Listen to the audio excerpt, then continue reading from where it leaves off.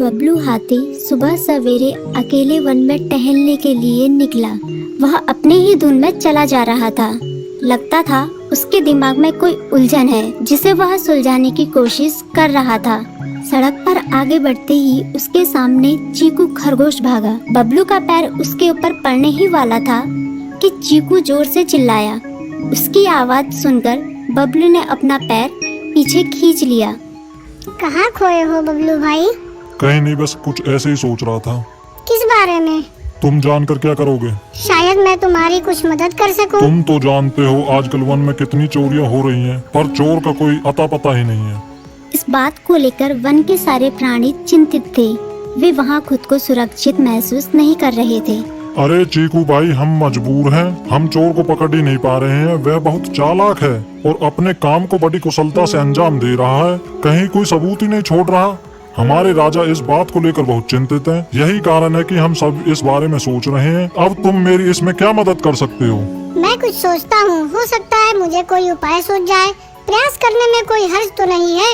तुम ठीक कहते हो चीकू, लेकिन वन के गुप्तचर भी अभी तक इसका कोई हल नहीं निकाल सके। इतना कहकर वे चुप हो गए। बबलू की बातों ने चीकू को सोचने के लिए मजबूर कर दिया। चीकू को उदास देखकर बबलू बोला, तुम अपना मन छोटा मत करो। मुझे अच्छा लगा कि तुमने मेरी परेशानी को समझा। कभी मैं भी इस वन के लिए गुप्तचर का काम करता था। एक बार मेरी टांग टूट जाने से मेरे अंदर फुर्ती नहीं रही। तब से मैंने यह काम छोड़ दिया। चीकू, तुम चाहो तो यह काम दोबारा कर सकते हो। वन के प्राणी ज्यादातर दिन में भोजन की तलाश करते हैं, वे रात को आराम करते हैं। तुम दिन रात दोनों में ही भोजन की तलाश में निकल सकते हो। हो सकता है रात को तुम्हें कुछ ऐसी बातों का पता चल जाए जो हमारे काम की हो। हाँ बबलू, तुम ठीक कहते हो। मैं आज रात को वन में घूमकर इस बात का पता करने की कोशिश करता हूँ। थोड़ी देर बातें करके चीकू अपने बिल की ओर बढ़ गया और बबलू अपने रास्ते चला गया। चीकू के दिमाग में अभी तक बबलू की कही बातें घूम रही थी। उसे समझ नहीं आ रहा था वह बबलू की मदद कैसे करे। दिन भर वह उसी उधेड़-बुन में लगा रहा। शाम होते ही चीकू कुछ सोचने लगा और वह चुपचाप बिल से बाहर निकल आया। चीकू की पत्नी ने देखा तो बोली, इस समय कहाँ जा रहे हो? बाहर खतरा है। खतरा तो सुबह भी रहता है, लेकिन खतरों से डर कर हम भूखे तो नहीं मर सकते। मैं बाहर घूम कर आता हूँ। इतना कहकर चीकू रात को बिल से बाहर निकल आया। कुछ दूर जाकर उसकी नजर बंकू उल्लू पर पड़ी, जो कुछ ही दूरी पर था। वह पेड़ की डाल पर बैठा अपनी गर्दन चारों तरफ घुमा रहा था। वह तेजी से पेड़ की एक डाल से दूसरी डाल पर उड़ रहा था। बंकू की नजर उस पर नहीं पड़ी थी। कुछ सोचकर चीकू पेड़ के पीछे से बाहर निकलकर थोड़ी खुली जगह पर आ गया और वहाँ से बंकू उल्लू को देखने लगा। बंकू ने चीकू को अंधेरे में भी देख लिया, पर उसने उसमें कोई उत्सुकता नहीं दिखाई और अपनी गर्दन चारों ओर घुमाता रहा। चीकू बड़ी देर तक बंकू की हरकतों पर नजर रखे रहा। वह थोड़ी देर तक खुले मैदान में खड़ा रहा, पर बंकू ने उसे देखकर भी अनदेखा कर दिया। उसने महसूस किया कि बंकू के आसपास चमकू चमगादड़ भी मंडरा रहा था। कुछ देर वन में घूमने के बाद चीकू अपने बिल में लौट आया और सुबह होने का इंतजार करने लगा।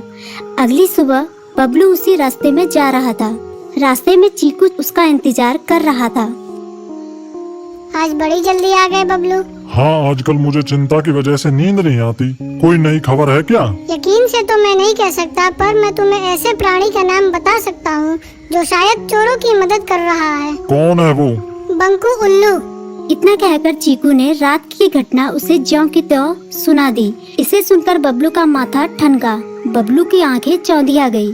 तुम ठीक कह रहे हो। मुझे आज रात बंकू और चमकू पर नजर रखनी होगी। इतना कहकर वे दोनों अपने अपने रास्ते चले गए। बबलू रात को अपने साथियों के साथ बंकू पर नजर गड़ाए रहा। उसकी संदिग्ध गतिविधियों को देखकर बबलू ने उसे उसके साथियों चंकी और संकी लोमड़ के साथ पकड़ लिया। बबलू ने सख्ती से पूछताछ करनी शुरू कर दी। तुम इस समय बंकू चमकू के साथ क्या कर रहे हो? हम चारों दोस्त हैं, इसलिए साथ बैठकर बातें कर रहे हैं।